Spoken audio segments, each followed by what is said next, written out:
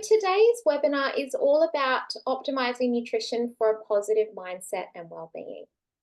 And I know you're all very busy people, so you'll understand how important it is to be well, to feel energized.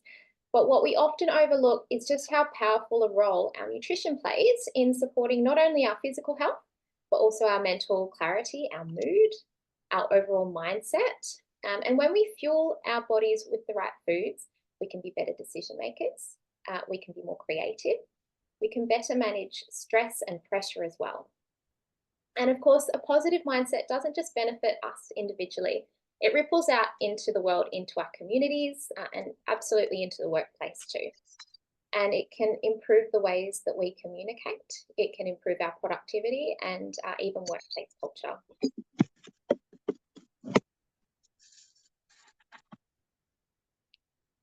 So today I'm here on behalf of Well College Global, and Well College Global is an international college. We provide diplomas and qualifications in nutrition, in health and lifestyle coaching as well. We've got a range of different training programs, but our most popular would be the Diploma in Nutrition and Health Coaching, and also the Certified Coaching Professional program. I've studied Certified Coaching Professional. It was fantastic. So let's take a look at what we're going to cover in our time together today.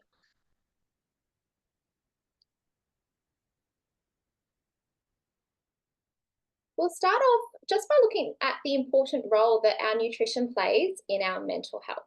And in particular, we'll look at the connection between food, mood, and our behaviour. We'll dive into the fascinating relationship between gut health and mental well-being.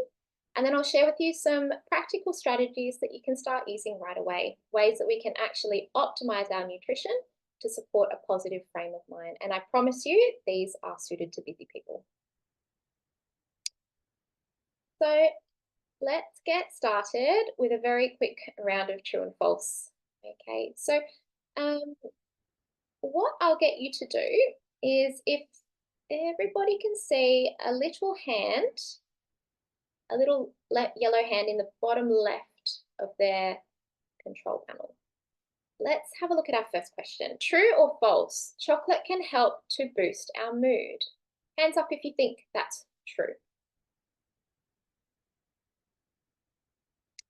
Yeah, a couple of believers, a few chocolate fans, fantastic.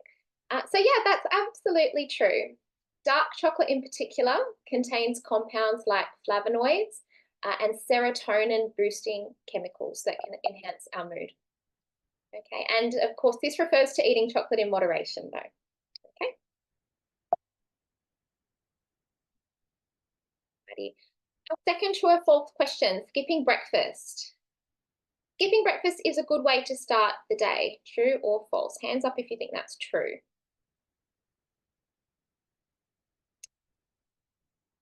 Okay, absolutely. It is not true. It's false.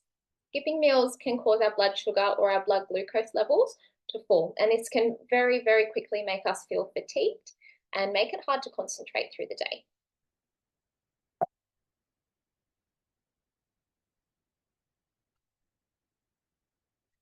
Righty, number 3 is about serotonin, a neurotransmitter, okay? A hormone that's associated with regulating our mood. So, true or false? Most of our body's serotonin is made in the gut. Hands up if you think that's true.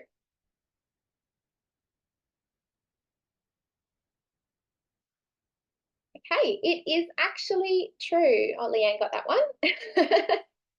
It is actually true. Over 90% of our body's serotonin is made in the gut, which is really interesting because you might assume, and fairly so, that it's, that maybe it's generated in the brain. Okay, number 4.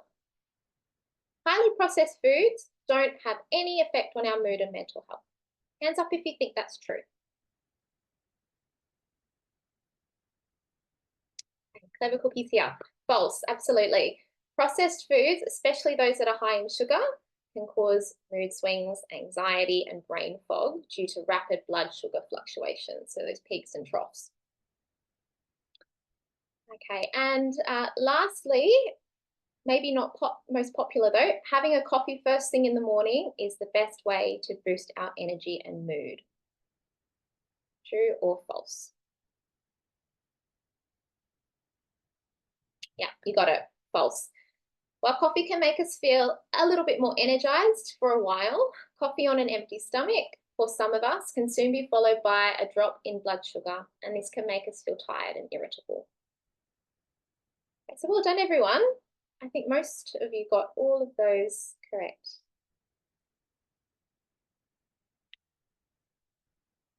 So just how does food influence our mood? It's widely accepted that our diet is a key determinant in both our physical health and our mental health. A nutritious and balanced diet will give us lots of energy to fuel our day, as well as a whole heap of vitamins and minerals that will help to support our daily functioning, including helping us to actually transform the energy from our food into a form that we can utilize. So that's all part of our metabolism, how we break down food and use up the lovely nutrients. And through supporting our body with nutritious food, we reduce the risk of inflammation. Inflammation contributes to a range of chronic diseases. We reduce inflammation, we can reduce stress, and we can support our immune system so that we're less likely to get sick. Eating a nutritious and balanced diet, particularly with lots of anti-inflammatory foods, can reduce our risk of depression. And there are some great nutrients to get familiar with when we're considering how foods influence our brain function and help to regulate our mood. So these are some of our key mood-boosting nutrients. Omega-3. You might have heard of omega-3 as a bit of a brain nutrient, right? Good for supporting our brain function. Omega-3 is an essential fatty acid, and what that means is that we have to get omega-3 from our diet. Our body can't produce it itself, and so it has to come through the food that we eat. And the best sources of omega-3 in our diet are things like oily fish, salmon, mackerel, sardines, and tuna. And these oily fish are also a source of vitamin D, which is another mood-boosting nutrient, though in Australia we do get most of our vitamin D from the sun, which our clever bodies naturally create when our skin is exposed to sunlight. B vitamins, such as folate and B12, they help to support the way that we feel as well. B12 is found in foods like meat, eggs, and dairy, and folate is rich in our plant foods, especially leafy greens, and also legumes, nuts, beans, and seeds. A key benefit of our plant foods is that they're also rich in fiber, and fiber is great for our gut, and we'll see shortly that our gut health is really closely linked to our mental health. Protein is important as well, so having an adequate amount of protein is also essential for supporting our mood. And you might be familiar with your protein-rich foods, things like fish, poultry, meat, legumes, eggs, dairy, nuts and seeds too. And we should ideally have some good quality, lean protein present in every meal to support our body processes. But actually, the importance of protein when it comes to our mood is that the amino acid tryptophan, and amino acids are what essentially they're like the building blocks of protein. We get lots and lots of those together to create proteins, and one of those is called tryptophan. And tryptophan is required for serotonin production. Just remembering that serotonin helps to regulate our mood and is known as the feel-good or happy hormone. And a final nutrient that supports our mood is zinc. And zinc you'll find in foods like oysters and super rich in whole grains as well, nuts, seeds. And researchers actually found that people that experience symptoms of depression often will have low levels of zinc.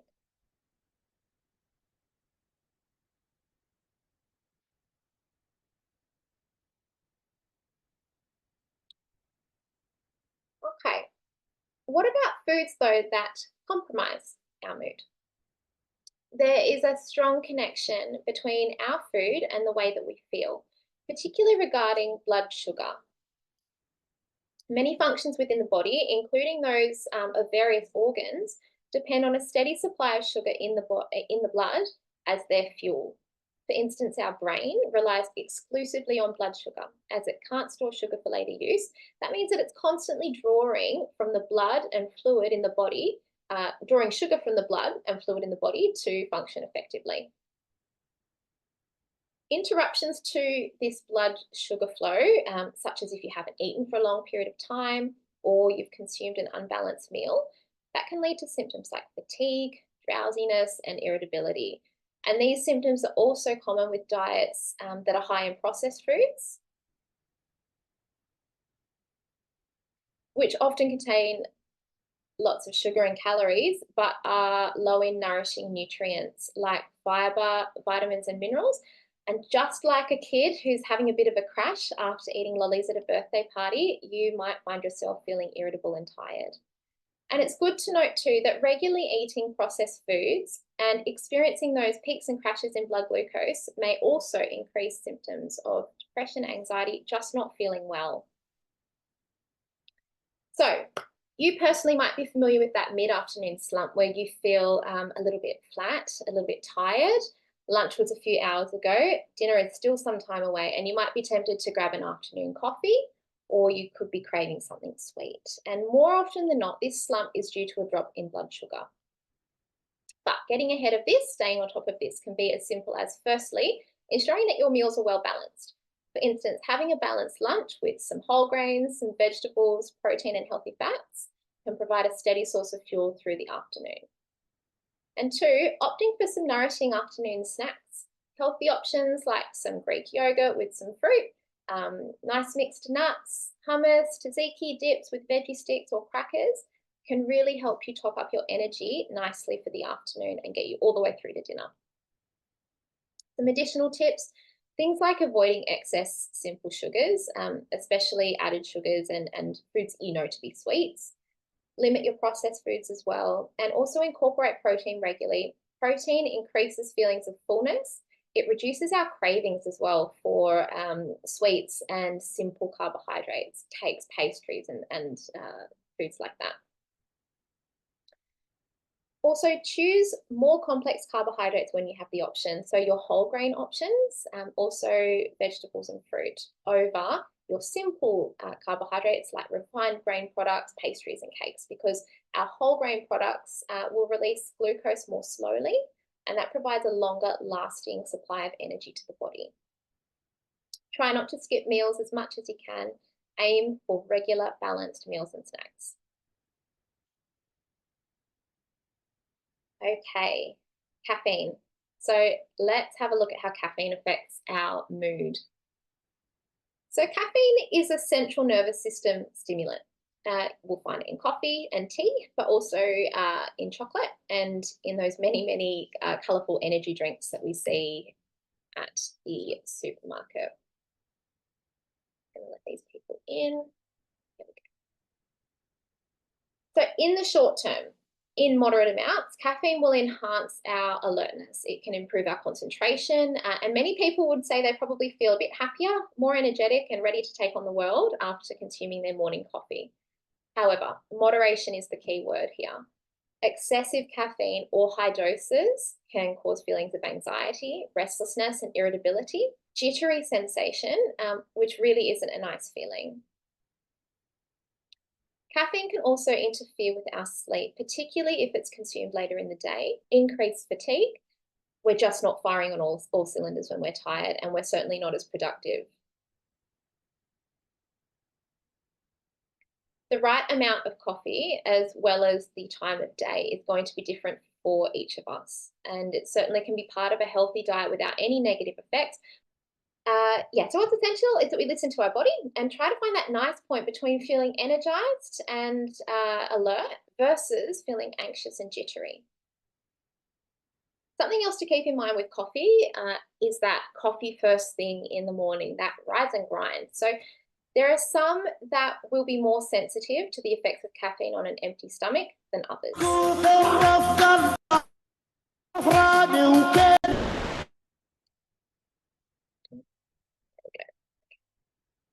Some of us will be more sensitive to the effects of caffeine on an empty stomach than others, but there's some research to suggest that coffee on an empty stomach can elevate our cortisol levels, the stress hormone, and also impair our ability to regulate our blood sugar levels. So although it might not be what we feel like doing, having our coffee after a nice nutritious breakfast is a better way to start the day. That's going to be more ideal for most of us.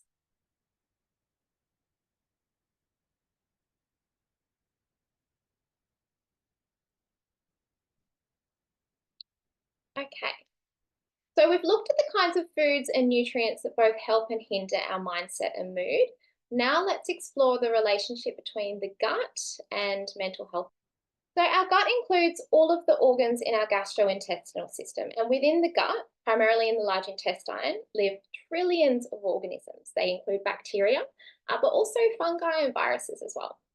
And when in balance, we live in harmony with these organisms, and they support our health, our mental health, our immunity, and our hormonal health as well.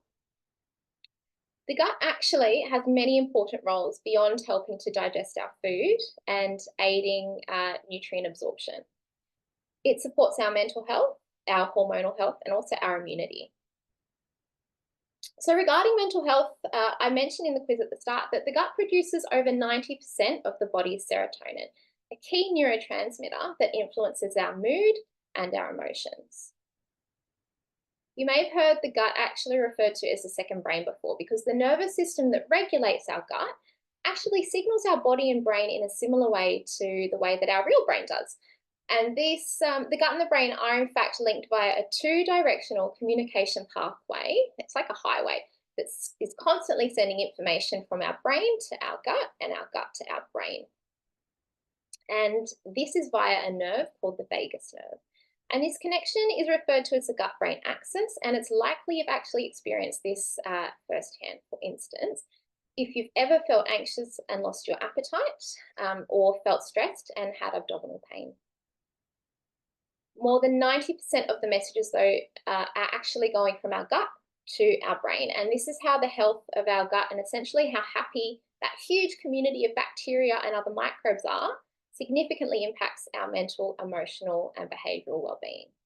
How the gut influences our mental health specifically is complex, and there are many possible associations, and one example is with IBS, so irritable bowel syndrome. Over 50% of IBS sufferers also experience a mood disorder. Depression and anxiety also have been linked to gut imbalance and inflammation.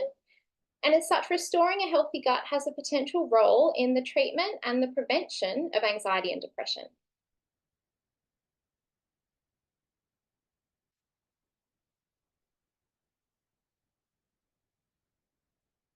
So, what can we do, each of us, to ensure that our gut is healthy and happy, that that environment is healthy and happy? There are many factors that influence the health of our gut, such as medications, diet and lifestyle factors too, including alcohol and tobacco use. Typically though, a healthy diet that is high in a variety of quality whole foods and meets our individual needs is going to support our gut environment. Diets that are too high in fat or animal protein, high in processed foods, and also low in fiber, vitamins, and minerals can unfortunately reduce the presence of healthy gut bacteria. Luckily, there are very simple ways we can support our gut health, like by including prebiotic and probiotic foods each day. Our probiotics, these are living bacteria, and they're beneficial to the gut and have a proven health benefit. Food sources of probiotics, it includes key foods like our fermented food products, things like yogurt, kefir, kombucha, sauerkraut, kimchi, and miso as well. Here's a tip for when you're choosing a probiotic Greek yogurt. Check the label and take note of the CFU count. You should be able to turn over any good quality Greek yogurt or probiotic product should tell you the CFU count. So if you actually turn over the tub, you'll be able to see this figure on the back. And CFU stands for colony forming units. And as a guide, we want a minimum of 100 million CFUs listed on the label. I know it sounds like a lot, and it is. Research suggests, though, that we gain the health benefits from probiotics at least 100 million, up to 1 trillion CFUs per day. So always look for this as the minimum. Prebiotics refers to the fiber present in plant foods that we can't digest ourselves, but that feed and nourish the bacteria living in our gut as it moves through our digestive system. And prebiotics selectively feed the probiotics that we consume. Okay, pre is in before, so the pre is like the food, and probiotics are the live bacteria. So this is really clever that prebiotics will fuel and feed probiotics in this way. And the most common food sources of prebiotics include leeks. Beans are fantastic. Jerusalem artichoke, unripened bananas as well. So those that are slightly on the greener side rather than our, super yellow, almost going a little bit spotty bananas. Rye bread is a great source of prebiotics as well. And then apples, onions, garlic, and asparagus too. And lastly, maintaining a healthy and a balanced lifestyle is a fantastic way to support our gut health. Moving our bodies regularly, making sure that we get enough sleep, managing our stress levels, and also staying hydrated.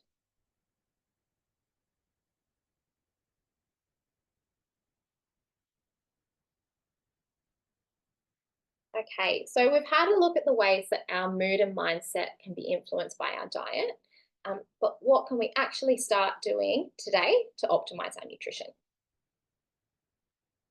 So my first tip is to keep it really simple. Opt for simple balanced meals, and that includes some carbohydrates, some protein, and some healthy fats at each meal. On the next slide, I'll take you through a little bit of a tool on how you can create a healthy plate at every meal. Your plate should have some lean protein as well. So lean proteins, having them in your diet increases our production of serotonin. And fish, nuts, and seeds in our diet too are really important for those healthy omega-3 fats, which help to moderate our mood also. Eat plenty of plant foods. They're going to be rich in the prebiotics that feed the probiotic bacteria in our gut. And also come to understand your relationship with caffeine and alcohol, because this too can affect your mood.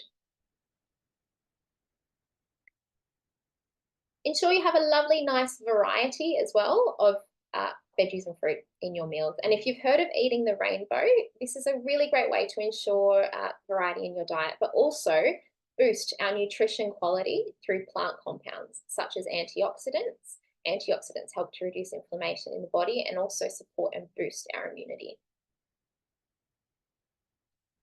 Also, make sure you're drinking enough water. Again, these tips are super simple, but more than 70% of our brain is made of water. So it makes sense that being dehydrated is going to compromise the way that we're feeling and the way that, that our brain is functioning. Aiming for 2 litres of fluid a day, mainly from water, will help to avoid headaches, avoid poor concentration, and also a decline in our mood. And we know that time can be a huge obstacle as well that gets in the way of nourishing our bodies well. It might look like being in a rush and skipping breakfast, just opting for a coffee and something out of the cabinet instead, or getting regular takeaways for lunch or dinner, which of course takeaways are fun and can be an absolute lifesaver, but it's not something we want to be relying on daily. So one great tip is meal planning and preparing. Prepping in batch as well, which is, making sure you make enough for a few meals at a time. The benefits of meal planning and prep are, for one, that it saves us time, both at the supermarket and also at home. It saves us some money too, only buying the ingredients that we need and reducing food waste. Most of all though, planning out our meals and having them ready to take to work can help us to improve the nutritional quality of our diet and increase the variety of foods that we eat. It can also help us to develop an awareness and intention around eating, or eating mindfully. This can help us to gain balance in our food choices, not only over the day, but suddenly it's over the week and longer term as well. And on that, practicing mindful eating is also a great tip. And this can look like slowing down, chewing properly, appreciating what's on the table, and also who's at the table. This can help to improve digestion. For one, we're not rushing through our meals. We might be savoring our food and enjoying the flavors and textures. And as a practice, this can also help us to reduce stress and improve our connection, not only to our food, but to ourselves in being present and to others that we're sitting at the table with. The value of social connection through a shared meal and how this supports our lifelong health is well documented in some of the world's longest living populations. And lastly, eating intuitively, which means eating in line with what our bodies really need. So our bodies are communicating with us all day, so practice listening to these messages as it will help you to eat in line with what your body needs at the time. Going long periods of time without eating can cause a drop in blood sugar levels, and that can cause us to feel tired and irritable pretty quickly. Flip the coin, overeating to the point of feeling uncomfortable can make us feel tired and lethargic. So what we want to aim for is moderate meals on a consistent schedule that will help us to maintain steady blood sugar levels and result in an even mood.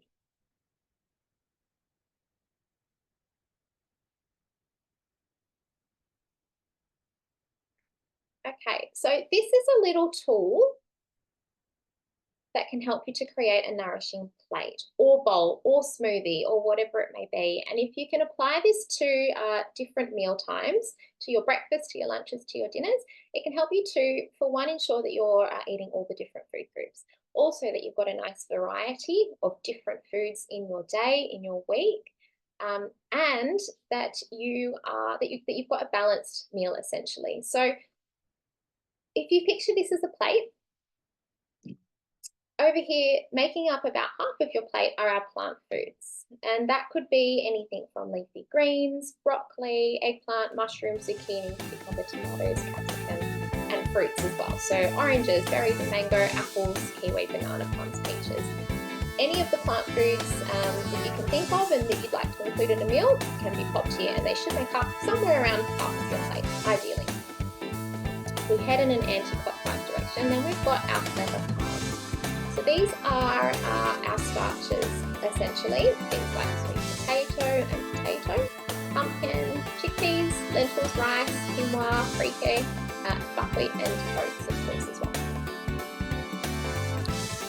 Then we've got our protein section over here. So protein, again, what we want to do is, as I mentioned, have some at each meal. So what that might look like at breakfast time could be some dairy, like some yogurt, or some nuts and seeds on top of muesli, granola, whatever it may be, or perhaps some eggs.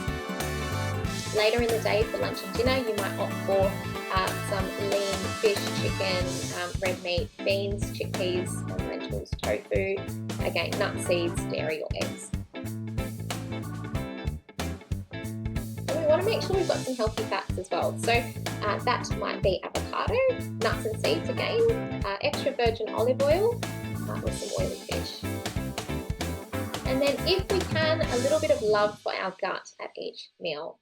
Greek yogurt is a great option, sauerkraut, kimchi, kefir, they would be our more fermented products, so that contain the probiotics.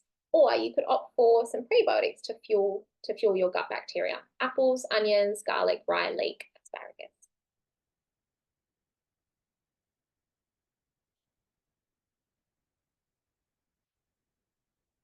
These are our final tips.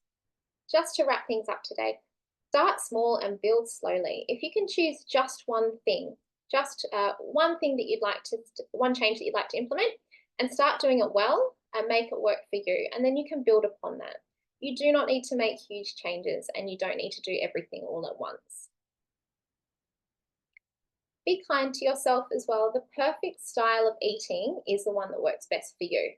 One that's nutritious, but that you also enjoy and that fuels you nicely for the day ahead. What this looks like is unique to all of us. So measure against yourself, not comparing against other people. Be flexible too. Sometimes things don't go to plan, so try to roll with it. Try not to put too much pressure on any goals or intentions that you set for yourself. Pressure and stress certainly doesn't help to create a healthy mindset around food and eating. And if something doesn't go to plan, it doesn't mean you're starting again. It simply, it does not equal failure. It just means that you're a human living a life.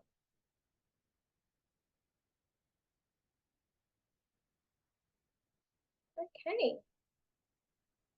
And look, cultivating a positive mindset around nutrition is a journey, it's not a destination. So be patient with yourself and celebrate your small wins and enjoy the process along the way.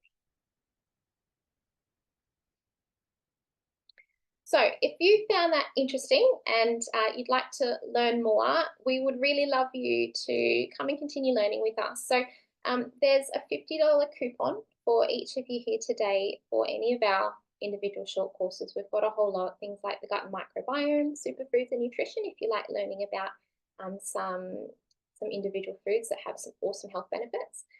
That's the coupon here, but I understand that Michelle will be sending out an email to each of you later today if you would like to follow that offer up. And I think we're going to pop the link in the chat as well.